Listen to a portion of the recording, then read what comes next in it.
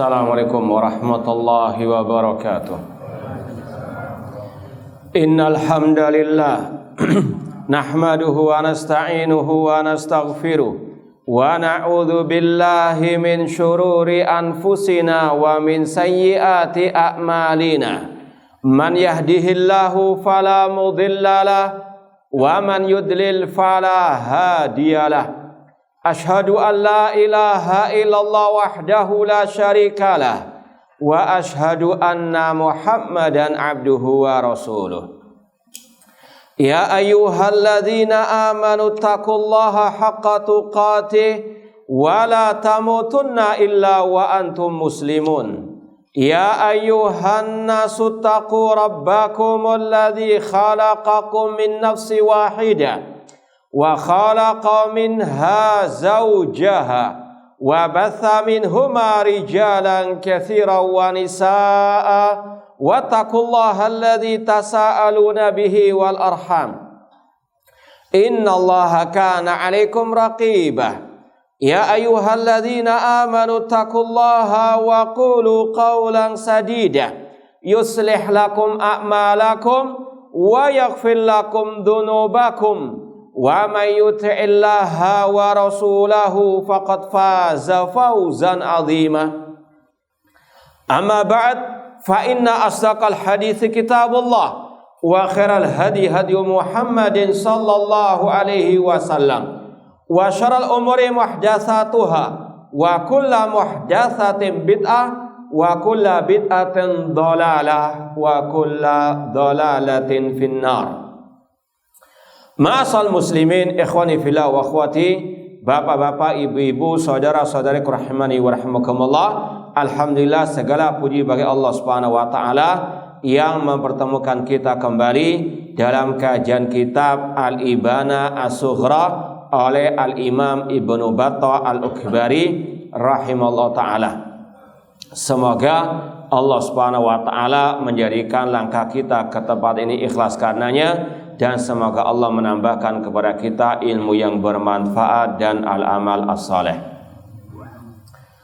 Kita pada pertemuan yang lalu sampai poin 335 tentang adab masuk toilet atau kamar mandi, dan sudah kita sampaikan juga ucapan Imam An-Nawawi Asy-Syafi'i rahimahullah dari kitab beliau apa kemarin? Ya, kitab apa yang kita baca dari ucapan Imam Nawawi yang berkaitan dengan masalah kanan dan kiri? Hah? Itu hari Selasa. Hah? Kitab Riyadhus Shalihin, ya, diingat-ingat lagi. Beliau menyampaikan bahwasanya disunahkan dalam bab memuliakan sesuatu memulai dengan apa? Ya, kanan. Masuk masjid dengan kaki kanan terlebih dahulu, keluar kaki kiri. Sebaliknya, kalau sesuatu yang tidak baik maka dimulai dengan kiri, seperti masuk toilet itu dengan kaki kiri dahulu, keluar dengan kaki kanan. Ini kata para ulama, meskipun secara nas tidak ada dalilnya, cuma ini dari keumuman sunnah Rasulullah SAW dan juga ittifaqul fuqaha, kata Imam An-Nawawi Asy-Syafi'i rahimallahu taala. Makanya di sini dikatakan oleh Imam Ibnu Battah Al-Ukbari rahimahullah di halaman 147 poin yang terakhir, wa idkhaluhu rijlahu al-yusra inda dukhulil khala, masuk toilet atau kamar mandi dengan mendahulukan kaki kiri terlebih dahulu. Wa qauluhu ba'da dzikri ismallah, kemudian ini sebelumnya memulai dengan membaca bismillah, kemudian lanjut poin berikutnya 336 membaca doa masuk toilet, Allahumma inni a'udzubika minal khubuthi wal khaba'ith. Ini hadisnya ada dalam Sahih Bukhari nomor 142. Dan ini semuanya menunjukkan bagaimana kesempurnaan al-Islam. Semua permasalahan yang mendatangkan kebaikan dan yang bisa mencegah dari kemadaratan sudah dijelaskan oleh Islam secara tuntas, dari A sampai Z, dari yang paling besar sampai yang kelihatannya kecil. Namun la tahqiranna minal ma'rufi syai'ah. Kata Rasul, jangan pernah meremehkan sesuatu apapun dari kebaikan. Karena kita nggak tahu, mungkin dari pintu yang kelihatannya kecil ini kita bisa meraih surga Allah. Ini sekali lagi yang harus betul-betul kita pahami. Dan sudah kita sampaikan, di antara ciri Ahlus Sunnah, mereka masuk ke dalam Islam secara totalitas, tidak setengah-setengah. Tidak hanya mengambil akidahnya saja, ibadahnya saja, namun semua. Meskipun dalam Islam ada skala prioritas. Tauhid, akidah yang paling utama. Ya. Jangan dibalik, adab akhlak yang utama, akidah sampingan, tidak. Ini menyimpang dari ajaran Ahlus Sunnah wal Jamaah. Ahlus Sunnah wal Jamaah, sekali lagi, mereka-mereka yang berpegang teguh dengan Islam secara totalitas, meyakini firman Allah, ya ayyuhalladzina amanu dkhulu fis silmi kafah. Wahai orang yang beriman, masuklah ke dalam Islam secara totalitas. Jangan hanya mengambil yang kelihatannya besar-besar saja. Seperti sebagian kelompok, misalnya harokah, kelompok pergerakan, yang mereka ambil hanya masalah jihad-jihad saja. Masalah akidah, masalah seperti ini, kata mereka, ini kisr, kulitnya saja. Yang paling penting kata mereka, bagaimana meraih kekhalifahan, bagaimana meraih kepemimpinan dengan jihad militer, kata mereka. Dengan apa? Na'udzubillah min dzalik, melecehkan, meremehkan syariat Islam yang lainnya. Bahkan tadi mereka mengatakan masalah-masalah seperti ini masalah kulit, kisr. Tidak perlu apa dibesar-besarkan. Na'udzubillah min dzalik. Padahal sekali lagi Allah mengatakan udkhulu fi silmi kafah.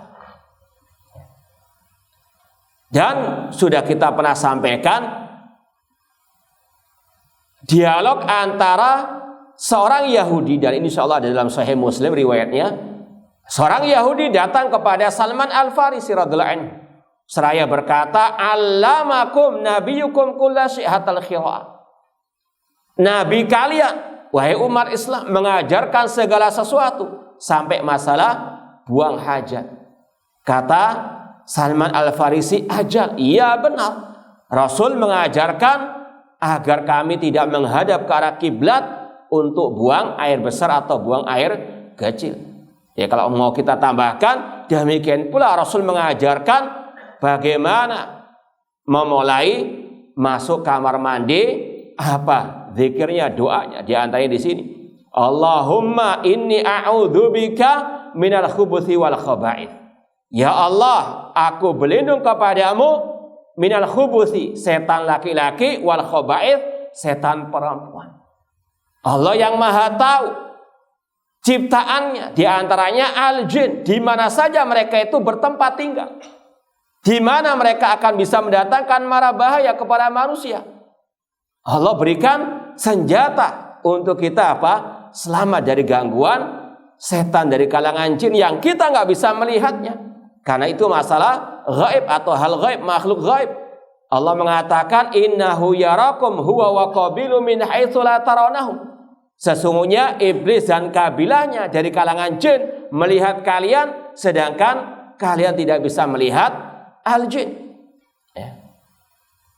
Bisa jadi ada yang datang di sini juga, kita nggak lihat. Kata para ulama, jin sama kehidupannya dengan manusia kurang lebih. Mereka juga ada yang ahlu sunnah, yang ada ahlul bidah, ada yang ahlu ta'ah, ada ahlul maksiat. Maka sekali lagi, ini salah satu kiat untuk kita selamat dari gangguan setan, khususnya dari kalangan al-jin. Dan ini kita sudah pernah bahas di kajian hari Selasa, masalah kapan zikir dengan isti'adzah. A'udzubillahi minasyaitonirrajim atau yang semisal dengannya, di antaranya ketika mau masuk toilet. Ini untuk mencegah kita dari kejahatan setan al-jin. Allahumma inni a'udzubika minal khubuthi wal khaba'ith. Kemudian poin berikutnya masih sambungan adab masuk toilet dan keluar toilet. Wa ikhrajur rijlil yumna idza kharaja. Kemudian keluar dari toilet dengan mendahulukan kaki kanan. Kemudian di sini sampaikan sebuah doa tapi tidak sahih, yaitu ucapan alhamdulillahilladzi adzhaba 'anil adza wa afani. Riwayat ini dhaif, lemah. Kalau mau lihat referensinya, silsilah hadis dhaifah, kumpulan hadis-hadis lemah oleh Syekh Al-Albani rahimahullah. Nomor hadis yang dhaif ini 5658. 5658. Adapun yang sahih apa doanya keluar kamar mandi atau toilet? Ghufranak. Kalau ini sahih riwayatnya ada dalam Sunan Ibnu Majah, nomor hadisnya 300. Hadis tentang doa keluar toilet atau kamar mandi ghufranak ini ada dalam Sunan Ibnu Majah, hadis nomor 300. Jadi ini pembahasan tentang adab masuk keluar toilet. Dan sudah kita tambahkan lagi dari riwayat Salman Al-Farisi, dilarang untuk menghadap kiblat ketika buang air besar atau buang air kecil. Poin berikutnya, Al-Imam Ibnu Battah Al-Ghubari rahimahullah berkata, wasti'malul ashr allati qila innaha minal fitrah wa hiya sunnatu abina Ibrahim, dan melaksanakan 10 hal yang merupakan fitrah manusia. Dan itu juga merupakan sunnahnya ayah kita Ibrahim alaihissalam. Sunnahnya Khalilullah, kekasih Allah, Nabi Ibrahim alaihissalam. Artinya ini kebiasaan yang baik yang dilakukan oleh Nabi Ibrahim alaihissalam dan ditegaskan lagi oleh Nabi kita Muhammad sallallahu alaihi wasallam. Ada yang hukumnya wajib, ada yang hukumnya mustahab. Sunnah kalau dilaksanakan dapat pahala, kalau ditinggalkan tidak berdosa. Wahya khamsun fil rasi wa khamsun fil jasad. 5 perkaranya ada pada bagian kepala, 5 lagi pada selain kepala dari badan manusia. Apa saja 10 itu? Sebelum kita baca lanjutan ucapan Imam Ibnu Battah Al-Ghubari, langsung saja kita baca hadisnya. Ya. Rasul SAW bersabda dalam Sahih Muslim, kalau mau ditulis nomornya 261, Sahih Muslim 261.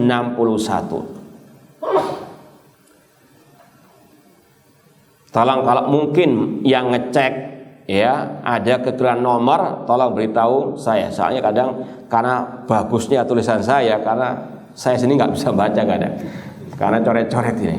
Ya, cuma insya Allah berusaha untuk yang sejelas-jelasnya. Cuma kalau ada yang ngecek, ada yang nggak sesuai, tolong beritahu biar kita cek lagi. Rasul SAW bersabda dalam Sahih Muslim, ashrun minal fitrah, 10 perkara yang termasuk bagian dari fitrah manusia. Yang pertama, qasus syarib, mencukur kumis. Dan ini kata para ulama hukumnya wajib. Wa i'fa'ul lihya, memelihara jenggot. Ini juga wajib kata para ulama, sebagaimana dalam riwayat yang lain Rasul mengatakan auful liha wa jazus syawarib. Rasul menegaskan dalam hadis yang lain auful liha, peliharalah jenggot. Ini sekali lagi sunnah Rasul.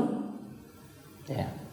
Maka hati-hati jangan sampai memperolok sunnah Rasul sallallahu alaihi wasallam. Rasul juga berjenggot. Ketika beliau berwudu, beliau menyela-nyela jenggot. Nabi Musa juga demikian, sebagaimana dalam, atau Nabi Harun dalam kisah ya, beliau di dalam Al-Quran, la takhud bilihyati wala birasi, jangan engkau memegang kepala dan jenggotku. Ini para anbiya.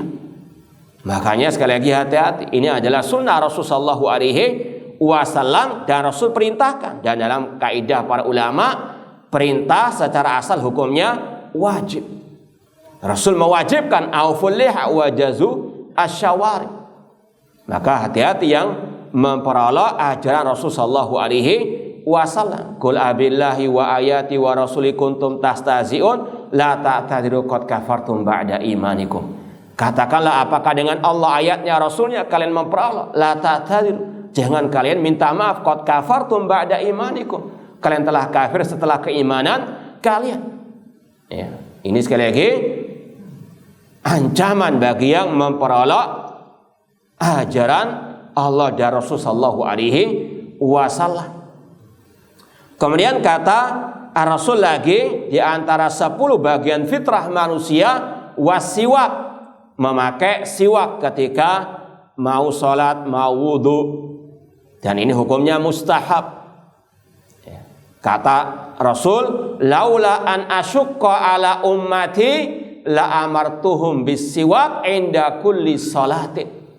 Seandainya aku tidak memberatkan umatku, aku wajibkan, perintahkan untuk mereka bersiwak ketika mau sholat. Makanya tidak wajib hukumnya, hukumnya mustahab. Yang keempat, wal istinshaq. Ini sudah kita lewati. Yaitu apa? Menghirup air ketika wudhu ke hidung sampai ke dalam, kecuali kalau apa? Dalam keadaan berpuasa. Ini hukumnya juga wajib ketika berwudhu. Wal istinsyaqu bil ma wa qassu al adfar, memotong kuku. Ini juga demikian, jangan dipanjangkan kayak. Nah, qasul al-azfar ini hukumnya wajib juga kata para ulama. Kemudian wa ghusl al-barajim, membersihkan selah-selah jari. Ya, terutama ketika wudu kan ada syariat menyela-nyela jari. Wa natful ibti, memotong bulu ketiak. Kemudian wa halqul anati, mencukur bulu kemaluan. Ini sekali lagi luar biasa. Islam mengajarkan keindahan, kerapian, kebersihan sebelum yang lainnya. Kemudian yang berikutnya wantiqasul ma, yakni al-istinja. Yaitu apa? Cebok atau bahasa Indonesianya? Hah? Apa bahasa lainnya selain cebok? Hah? Ya sudahlah, paham yang penting kan? Baik. Kemudian yang keberapa? Yang ke-10 al-madmadatu, berkumur. Ini sambungan dengan tadi al-istinsyaq. Ini hukumnya wajib berserta istinja tadi. 10 ini yang Rasul katakan sebagai fitrah. Maka kita cocokkan dengan ucapan Imam Ibnu Battah Al-Bari. Sebagiannya memang ada yang tidak pas, ya. Makanya kita sampaikan hadisnya dulu, baru kita timbang ucapan Imam Ibnu Battah Al-Bari rahimahullah. 10 yang termasuk fitrah. Kata beliau, fa amal lawati firasi. Adapun 5 yang di kepala, yaitu al-madmadatu, berkumur di mana? Mulut, bagian dari kepala. Wal istinsyaq, menghirup air sampai ke dalam hidung. Ini wajib berserta al-madmadah tadi. Kemudian as-siwak, ya, semuanya di daerah mulut. Kemudian waqasus syarib, cukur apa? Kumis, ini juga masih kepala. Wal farq, ini wallahu alam yang betul sebetulnya i'faul lihya, pengganti dari al farqu. Al farqu itu membelah apa? Piyak istilahnya ya. Apa namanya? Nyisir itu kalau dibelah jadi dua, itu namanya al farqu. Cuma ini nggak ada dalam hadis. Dalam yang 10 dari bagian fitrah, maka kata para ulama gantinya itu sebetulnya i'faul lihya, memelihara apa? Jenggot. Itu 5 fitrah di area kepala. Wa amal lawati fil badan, adapun 5 yang lainnya yang ada di selain kepala, tadi istinja, cebok, wal khitan. Ini enggak termasuk dari bagian tadi, cuma dalam riwayat-riwayat yang lain banyak sekali, ya. Dan khitan ini kata para ulama untuk laki-laki wajib hukumnya. Adapun perempuan yang rojeh mustahab, dianjurkan atau disunahkan. Wal khitan ini kalau pembahasan 10 fitrah dalam hadis tadi, gantinya itu menyela-nyela apa? Ya, jari. Wa halqul anati. Apa halqul anat tadi? Mencukur bulu kemaluan. Wa taqlimul adzafir, menggunting kuku, memotong kuku. Wa natful itfain, mencukur bulu ketiak. Ini sekali lagi sungguh indah ajaran al-Islam, memperhatikan semua hal yang sekali lagi bermanfaat bagi manusia di kehidupan dunia maupun di kehidupan akhirat, ya. Di antaranya kalau dibahas ya hikmahnya, insya Allah banyak antum yang sudah paham bagaimana misalnya orang itu ketika dikhitan laki-laki misalnya itu untuk menghindari apa segala bentuk bakteri yang masih tersimpan di ya kemaluan dan seterusnya. Demikian pula bulu kemaluan, demikian pula bulu ketiak kalau dibiarkan bisa menjadi penyakit. Makanya inilah Islam mengajarkan kebersihan jasmani maupun rohani. Taib, lanjut poin berikutnya di antara sunnah Rasulullah sallallahu alaihi wasallam. Poin 339, wa minas sunnati taqdimur rijlil yumna inda dukhulil masjid wa ta'khiruha idza kharaja. Ini lawannya tadi. Kalau masuk toilet kaki kiri dulu, keluar kaki kanan dulu. Kebalikannya di antara sunnah Rasul mendahulukan kaki kanan ketika masuk masjid dan mengakhirkan kaki kanan ketika keluar masjid. Akhirnya mendahulukan kaki kiri ketika keluar masjid. Seraya berdoa, ya ada doanya. Keluar masuk toilet ada doanya, keluar masuk rumah ada doanya, keluar masuk masjid ada doanya, ada zikirnya. Ini juga menunjukkan bagaimana kesempurnaan al-Islam dan bahwasanya hidupnya seorang muslim itu berzikir, berdoa kepada Allah. Rasul mengajarkan zikir mulai bangun tidur sampai tidur kembali. Itu pun ya banyak yang kita masih apa? Tidak ketahui, tidak banyak kita amalkan. Maka ngapain kita ngarang-ngarang zikir baru? Ngapain kita cari-cari zikir yang baru? Yang sudah ada ajarannya saja masih banyak yang kita belum apa? Amalkan. Ya, ini bahan introspeksi bagi kita semuanya. Contohnya tadi, keluar rumah baca doa enggak? Hah? Insya Allah ya, insya Allah. Iya, insya Allah. Baik. Ketika masuk masjid tadi, sudah baca belum doanya? Ya. Oh iya lupa. Ya insya Allah sunnah hukumnya mustahab. Ya cuma sekali lagi rugi kalau kita tidak apa? Mengamalkan sunnah Rasulullah sallallahu alaihi wasallam.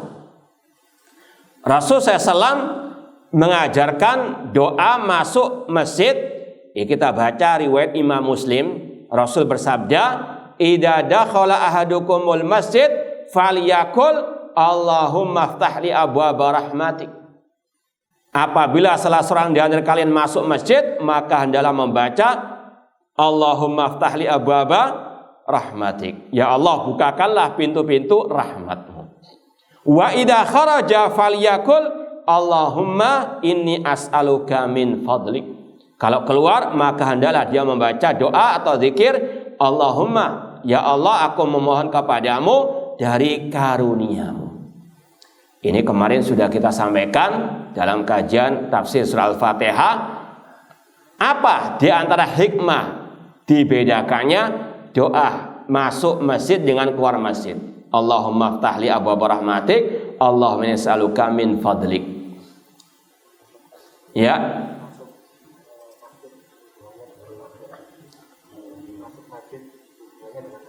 Iya, terus Taib ahsanta. Jadi kata sebagian para ulama, ketika masuk masjid doanya Allahumma ftahli abwaaba rahmatik. Ya Allah, bukakan bagiku pintu-pintu rahmatmu. Kenapa kok kalau masuk baca doa seperti itu, kalau keluar beda? Allahumma nas'aluka min fadlik. Karena kalau orang itu mau masuk masjid, yang ada dalam pikirannya itu bagaimana ya beribadah yang khusyuk kepada Allah, hati disibukkan dengan urusan akhirat. Maka ingin dibukakan pintu rahmat Allah. Karena itulah salah satu bahkan satu-satunya ataupun sebab utama orang masuk surga Allah Subhanahu wa taala dengan rahmat Allah. Adapun ketika keluar masjid secara umum itu pikiran orang masalah urusan dunia. Maka mohon kepada Allah, nggak ada masalah. Ya wajar orang butuh makan, butuh minum, butuh maisha. Ketika keluar masjid dianjurkan berdoa kepada Allah. Ya Allah, aku mohon kepadamu dari karuniamu, rezekimu. Ya. Ini sama dengan ketika keluar dari salat Jumat. Allah mengatakan, fa idza qudiyatis salatu fantashiru fil ardi wabtaghu min fadlillah. Apabila telah selesai salat Jumat, menyebarlah kalian ke atas muka bumi ini dan carilah dari karunia Allah, rezeki dari Allah. Maka minta tolong kepada Allah agar dimudahkan rezekinya, diberikan karunia dari Allah Subhanahu wa taala. Ini sedikit faedah kok beda antara doa masuk masjid dengan keluar masjid. Kalau dibaca sebagai riwayat yang lain ada tambahan bismillah Allahumma sholli ala Muhammad. Dan ini yang sudah kita sampaikan juga pada kajian tadi malam atau kemarin malam. Jadi kalau mau lengkapnya baca bismillah Allahumma sholli ala Muhammad, Allahumma ftahli abwaba rahmatik kalau masuk. Kalau keluar sama juga awalnya bismillah, Allahumma sholli ala Muhammad, Allahumma inni as'aluka min fadlik. Ya, diamalkan itu yang sekali lagi sangat dianjurkan. Kalau di sini disebutkan wa qaul inda dukhul Allahumma sholli ala Muhammad an-nabil ummi wa sallim wa fili dzunubi waftahli abwaaba rahmatik. Maka kita cukupkan dengan yang ada dalilnya tadi yang kita sampaikan. Wa idza kharaja misla dzalik illa annahu yaqul waftahli abwaaba fadlik. Kalau keluar baca doa yang semisal dengan tadi, namun diganti akhirnya dengan ya Allah, bukakanlah bagiku pintu-pintu karuniamu. Intinya sekali lagi sudah ada yang sahih dari Rasulullah SAW. Maka sebagaimana kata Abdullah bin Mubarak, seorang ulama tabi'in, fi sahih ghunyatun anid dhaif. Dalam hadis yang sahih sudah ada kecukupan daripada hadis yang lemah. Ya, di antaranya masalah zikir-zikir. Sekarang poin 340 ini sampai beberapa poin berikutnya ini berkaitan dengan adab ke masjid. Adab pergi ke masjid, dan nanti akan ada juga pembahasan masalah salat. Ya. Kata Imam Ibnu Battah Al-Qubay rahimahullah, wa minas sunnati al-waqaru fil masyi was sakinatu indal masyi ila salat. Di antara sunnah Rasul yaitu tenang, istilahnya tidak tergesa-gesa dan tidak istilahnya banyak pola istilahnya ketika pergi ke masjid dan menjaga kewibawaan, menjaga muru'ah istilahnya. Dalilnya dalam Sahih Bukhari, Muslim juga, Rasul SAW bersabda, "Idza sami'tumul iqamah famshu wa 'alaikum bisakinah." Apabila kalian mendengarkan azan atau iqamat, maka berjalanlah dengan tenang, bisakinah. Fama adraktum fasallu.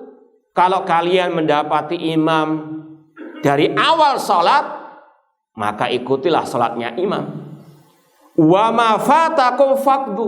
Jika kalian terlewati salat dengan imam, maka qadha, artinya kalian sempurnakan atau kalian salat sendiri. Artinya enggak usah ngejar setoran, harus meskipun harus lari, wah kayak pelari internasional. Intinya di sini harus ada tadi kekhusyuan. Nanti akan disampaikan lagi. Orang ketika berangkat sholat seperti yang kita sampaikan tadi, pikirannya urusan akhirat, tapi jangan sampai kebablas sampai tadi tergesa-gesa, dan itu sangat juga mengganggu kekhusyuan. Sampai Allahu Akbar menggos, nggak khusyuk Sudahlah, kalau memang nggak mendapatkan takbiratul ihram bersama imam atau rakaat pertama, ya sudah, kata Rasul, faqdu, lanjutkan selesai imam salam, nggak usah tergesa-gesa. Alaikum bisakinah, wajib bagi kalian untuk tenang ketika berangkat sholat. Hadisnya riwayat Imam Bukhari. Kalau mau ditulis hadisnya nomor 636. Dan Sahih Muslim, Bukhari 636, Sahih Muslim 1359. Ikhwani fillah wa akhwati rahimani wa rahimakumullah, Syekhul Islam Muhammad bin Abdul Wahhab rahimahullah punya buku kecil, judulnya Adabul Masyi ila Shalah. Ini sekedar faedah. Sekali lagi, Syekhul Islam Muhammad bin Abdul Wahhab rahimahullah punya kutip. Sebetulnya masalah sholat secara umum, cuma karena bab pertamanya itu bab tentang adab berjalan untuk sholat di masjid, maka beliau beri judul bukunya dengan Adabul Masyi ila as-Shalah. Dan buku itu disyarah oleh Asy-Syaikh Al-Allamah Al-Muhaddits Abdul Muhsin Al-Abbad Al-Badr hafizallahu taala. Di rumah ada bukunya, masuk ke dalam bagian kumpulan kitab dan risalah Syekh Abdul Muhsin Al-Abbad Al-Badr. Ada 8 jilid, di antaranya di jilid yang kelima ada pembahasan syarah buku itu.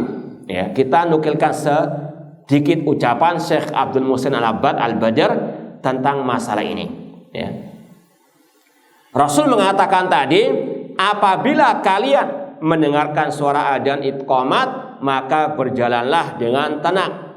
Kalau dapat sorokat pertama atau kedua bersama imam, ikuti imam. Kalau mungkin kelewatan, sholatlah sendirian ataupun qadha. Qala Syekh Abdul Muhsin Al-Abbad Al-Badr hafizallahu taala, as-sakinatu at-ta'anni fil harakat. Namanya alaikum bisakinah, as-sakinah artinya itu tidak banyak gerakan, at-ta'anni. Tadi kita terjemahkan tenang. Wa istinabul abath, dan tidak banyak pola, nggak banyak tingkah. Contoh masuk masjid misalnya lewat belakang sana, mumpung ada lapangan, ngambil bola tendang sana. Padahal mau mau sholat, kok masih sempat Nah, ini tidak layak, bukan termasuk adab orang yang apa? Mau masuk masjid untuk sholat. Ya kalau mau silahkan nanti selesai apa? Sholat atau waktu yang lain. Ya sekali lagi ini diantara maknanya. Alaikum bisakinah kata Rasulullah sallallahu alaihi wasallam. Ya. Atau banyak hal-hal yang dilakukan namun yang sia-sia. Ya, nggak ada manfaatnya. Kemudian wal waqar fil hay'ah ka ghadil basar wa khafdis saut wa adamil iltifat. Demikian pula dianjurkan untuk al-waqar, istilahnya menjaga apa istilah kewibawaan atau yang semisal dengannya, kata beliau dengan menundukkan pandangan dan merendahkan suara kalau ngomong, nggak teriak-teriak, nggak bengok-bengok ketika mau apa? Ya, jalan ke masjid. Wa adamul iltifat, tidak banyak apa? Tolak-tolak. Artinya menjaga betul kewibawaan, artinya kekhusyuan karena kita mau menghadap Allah Subhanahu wa taala. Ini adab orang yang berjalan ke masjid untuk sholat. Kemudian kata beliau juga, min adabil khuruj ila shalah an yatatahhara fi baitihi. Di antara adab orang yang mau pergi untuk sholat di masjid, yang pertama an yatatahhara, bersuci di rumahnya. Itu yang paling afdal. Jadi ini termasuk yang sunnah, artinya tidak sampai haram ya. Enggak sampai apa? Haram. Jangan sampai ketika tadi kita contohkan ada yang masih nendang bola, ahli bidah mubtadi' dhal. Ini bukan. Ini sekali lagi sunnah-sunnah yang ada hukumnya mustahab, ada yang hukumnya ya wajib. Ini termasuk yang al-mustahab. Di antara adab keluar untuk sholat di masjid, bersuci di rumah. Summa yakhruj ila shalah bi khusyu'. Kata beliau kemudian keluar dari rumah menuju masjid dengan khusyuk, dengan tenang. Wa dhullin lillah, ada istilahnya perasaan menundukkan diri kepada Allah Subhanahu wa taala. Seperti yang kita sampaikan tadi, harus dia jiwai, dia akan menghadap kepada Allah Subhanahu wa taala. Enggak banyak tingkah, enggak banyak pola. Fala yakunu ghafilan aw lahiyan. Dan kata beliau selayaknya orang yang pergi ke masjid untuk sholat harus betul-betul konsentrasi, harus betul-betul menjiwai. Jangan sampai lalai dari berzikir atau ingat kepada Allah Subhanahu wa taala. Wa mutasyaghilan bi umurin ukhra, atau masih sibuk dengan urusan-urusan yang lain. Ini bahan introspeksi bagi kita. Sudah masuk masjid masih tanya, harganya berapa itu ya? Masya Allah. Sudah cukup, nanti selesai apa? Sholat, lanjutkan urusan bisnis, urusan yang lainnya. Ya, fokus ke masjid, ibadah kepada Allah Subhanahu wa taala. Ini termasuk adab orang pergi ke masjid untuk sholat. Ditambahkan lagi di sini poin 341. Al-Imam Ibnu Battah Al-Uqbai rahimahullah berkata, wa alla yufarqi ar-rajul asabi'ahu idza arada shalah. Dan tidak selayaknya bagi seseorang ketika mau ke masjid memainkan jari-jarinya, dikertek. Nah, itu sekali lagi ini contoh ya. Ya, ini namanya yufarqi. Ya. Kata beliau, wa alla yufarqi ar-rajul asabi'ahu idza arada shalah. Wala yusabbik yadai fiha, dan tidak selayaknya untuk ini contohnya ya. Ini segera contoh sebenarnya ya, ketika antum mau sholat atau menunggu untuk sholat tidak boleh apa? Apa ini namanya? Pokoknya lihat kan? Ini namanya memasukkan ya jari-jari satu tangan kepada tangan yang lain. Ya, ini ketika mau sholat, mau menunggu sholat, ini termasuk yang dilarang atau dalam istilah para ulama dimakruhkan. Memang nggak sampai ke derajat haram, namun tidak termasuk adab orang yang mau sholat. Ini dilarang ketika berangkat untuk sholat, terlebih lagi pada waktu apa? Sholat. Ya, ini termasuk hal-hal yang tidak selayaknya. Adapun selesai sholat maka boleh, karena ada riwayat Rasul pernah sholat antara duhur atau asar, entah duhur atau asar. Rasul waktu itu ya kelupaan kurang rokaatnya, beliau bersandar ke sebuah istilahnya pojokan masjid, kemudian apa? Melakukan tasbih tadi. Jadi kata ulama, yang dilarang itu pas mau berangkat untuk sholat ataupun pada waktu apa? Sholat. Di luar itu dibolehkan. Ada sebagian yang mengatakan itu di antara sebabnya termasuk tadi al-abath, hal-hal yang sia-sia, yang tidak layak ya ketika mau menghadap kepada Allah Subhanahu wa taala. Meskipun kata Syekh Abdul Muhsin Al-Abbad atau Syekh bin Bas rahimahullah taala, meskipun kita nggak tahu apa hikmahnya, ketika sudah dilarang oleh Rasul, ya sudah tinggalkan, nggak perlu tanya-tanya apa hikmahnya dan seterusnya. Wallahu ta'ala alam. Ini dalilnya lebih jelas lagi tentang adab keluar ke masjid ya, untuk sholat, dan larangan tadi dalilnya adalah sabda Rasul dalam Sunan Tirmidzi, hadisnya nomor 386.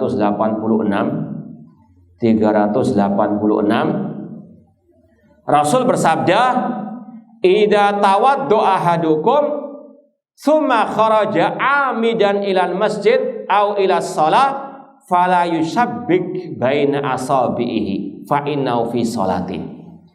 Kata Rasul SAW, apabila salah seorang di antara kalian sudah berwudu dari rumahnya, kemudian keluar ke masjid atau untuk sholat di masjid, maka jangan tadi menyilangkan jari-jarinya tadi. Fa innahu fi shalah, karena dia sama dengan sholat. Insyaallah kita lanjutkan ba'dal adzan. Baik, kita lanjutkan lagi. Rasul SAW bersabda dalam hadis riwayat Tirmidzi, apabila salah seorang di antara kalian berwudu kemudian keluar untuk ke masjid atau untuk sholat, maka jangan menyilangkan antara jari jemarinya tadi, karena dia sama dengan sholat. Jadi orang yang pergi untuk sholat ke masjid itu sudah dianggap seperti orang apa? Sholat. Maka jangan berbuat hal-hal yang sia-sia. Ya seperti ketika orang sholat, yaitu khusyuk, tenang, jangan banyak apa? Tingkah, jangan banyak pola. Ya makanya di poin berikutnya ada tambahannya lagi. Wa yatrukul abas fiha wal iltifat. Jangan banyak apa? Hal-hal yang sia-sia. Ya tingkah atau pola kelakuan yang sia-sia ketika sholat. Ataupun tadi banyak menoleh. Wa tarkul abas bil khatam wal lihya. Ketika sholat jangan banyak apa? Ya istilahnya, wah karena jenggotnya baru tumbuh, sholat, nah lihat gendi kiri. Nah ini juga tidak selayaknya dilakukan ketika orang itu sholat, ya ataupun ketika dia mau sholat, atau ya karena janjinya baru beli akiknya, ya gede misalnya, tarik-tarik ataupun ya intinya sekali lagi ketika sholat atau mau sholat jaga kekhusyuan, itu intinya. Kata Imam Ibnu Battah Arba'in lagi, wa dawamul khusyuk, ini ketika sholat terus dalam keadaan khusyuk. Allah berfirman, qad aflahal mu'minun alladzina hum fi salatihim khashi'un. Sungguh beruntung orang beriman, yaitu yang khusyuk ketika sholat. Kemudian wan nadhar ila maudhi'is sujud, dan melihat ke arah sujud. Itu sunnah ketika sholat. Ya, untuk lebih jelasnya kita mau bacakan dari kitab Sifat Salat Nabi oleh Syekh Muhammad Nasruddin Al-Albani rahimahullah ta'ala. Ya, kitab yang sangat luar biasa masalah sholat. ada bab di sini an-nadhar ila maudhi'is sujud wal khusyuk. Di antara sunnah salat melihat ke tempat sujud dan khusyuk. Dalilnya wa kana sallallahu alaihi wasallam idza shalla ta'a ra'sahu wa rama bi basarihi nahwal ardi. Dahulu Rasulullah sallallahu alaihi wasallam ketika salat beliau menundukkan kepala beliau dan mengarahkan pandangan beliau ke tanah. Ya, ini insyaallah hadisnya semuanya sahih di sini.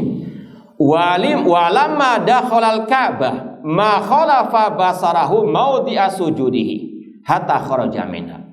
Bahkan ketika Rasul masuk Ka'bah, dalam Ka'bah, Rasul salat dalam Ka'bah, Rasul tetap pandangannya ke arah apa? Ya, sujud atau ke tanah.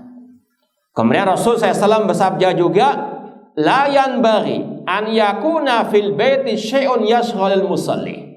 Tidak selayaknya ketika orang itu salat ada hal-hal yang mengganggunya. Wa kana yanha an raf'il basar ila sama. Dan Rasul melarang orang ketika salat apa? Menghadapkan pandangannya ke arah langit. Wa yu'akkid fi nahyi hatta qala la yantahiyanna aqwamun yarfa'una absarahum ila sama' fi shalah aw la tarji ilaihim.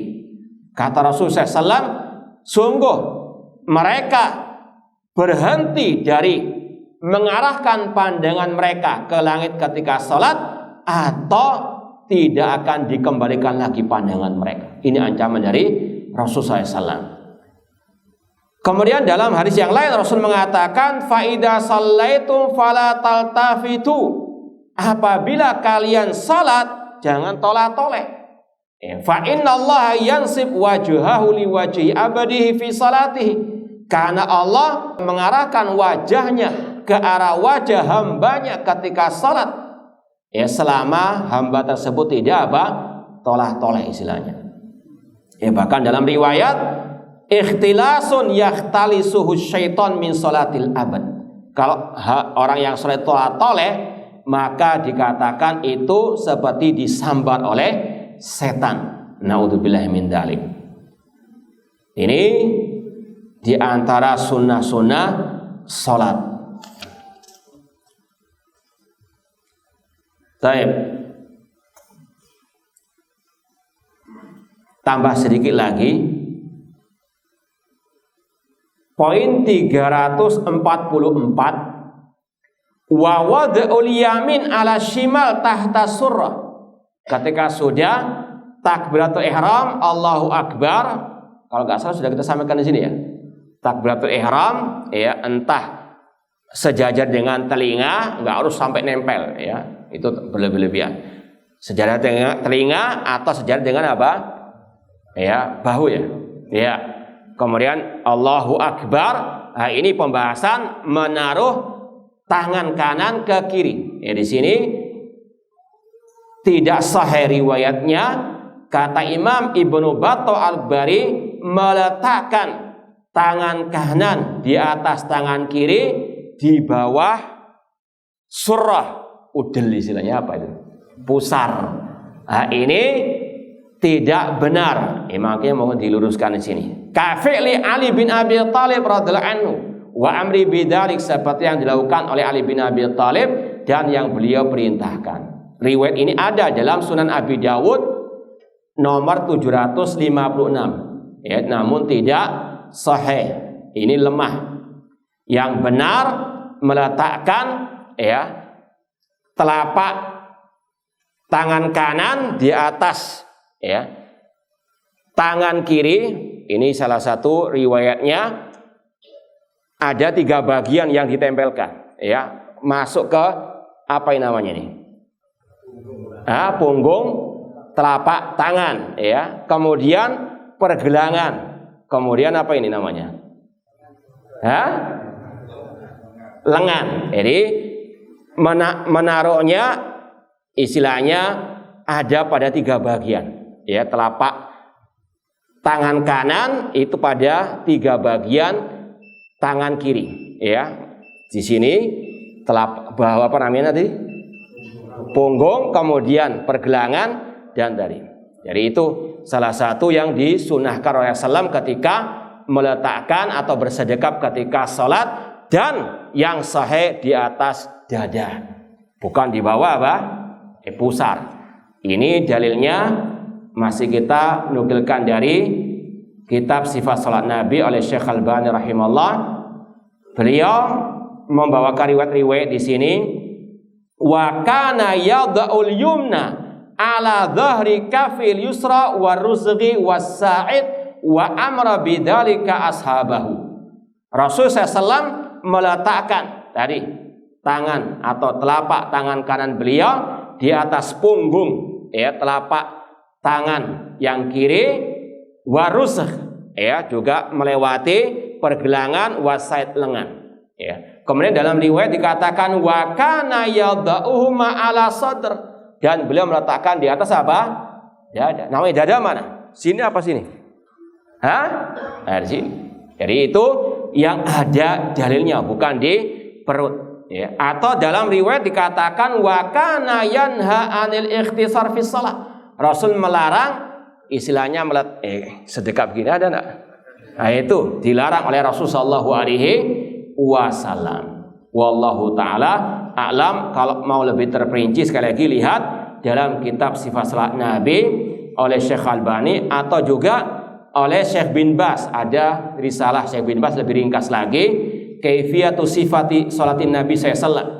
Juga sama dalam pembahasan tadi, yadha yadai ala sadrihi. Rasul meletakkan telapak tangan beliau di atas dada, bukan di perut atau bahkan di bawahnya. Tidak benar. Dan ini kata Syekh Albani juga berlaku untuk juga perempuan, ya. Sekali lagi yang membedakannya ini tidak benar.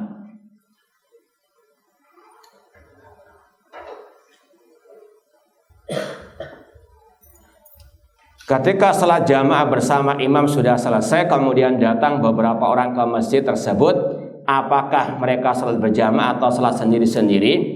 Wallahu alam, ada beberapa pendapat ulama tentang masalah ini. Ada yang melarang secara mutlak salat sendiri, dalam artian nggak perlu salat berjamaah lagi, ya, karena pernah Rasulullah SAW ketika melihat sudah selesai jamaah, beliau salat apa? Sendiri di rumah. Ada pula yang berpendapat boleh, karena ada riwayat ketika ada salah seorang sahabat terlambat, ya, sholat, kemudian ada yang ditawari Rasul, adakah yang mau bersedekah untuk orang tersebut, sholat apa? Berjamaah. Wallahu alam. Kalau yang saya lebih condong yaitu pendapat yang menjamakan kedua pendapat tersebut dengan kata-kata kalau masjidnya itu masjid yang ada imam rotibnya, ya, imam yang sudah apa? Senantiasa standby di situ, selayaknya sholat sendiri-sendiri. Kalau terlambat nggak mendapati apa? Imam, ya, karena dikhawatirkan ada kubu oposisi, paham? Ya, karena kalau sudah sering seperti itu nanti berbahaya, ada kubu oposisi. Ya, maka kalau memang masjidnya itu bukan masjid jami atau bukan masjid yang ada imam rotib, tidak ada masalah. Seperti mungkin sholat di masjid-masjid, ya, sebagian di bandara atau di terminal kan kadang nggak ada apa? Imam rotibnya. Maka tidak ada masalah berganti-ganti apa? Berjamaah. Ini semuanya diantara sebabnya untuk menyatukan umat dan nggak berpecah belah. Wallahu taala alam. Namun sekali lagi masalah fikih, masalah khilaf ijtihadi.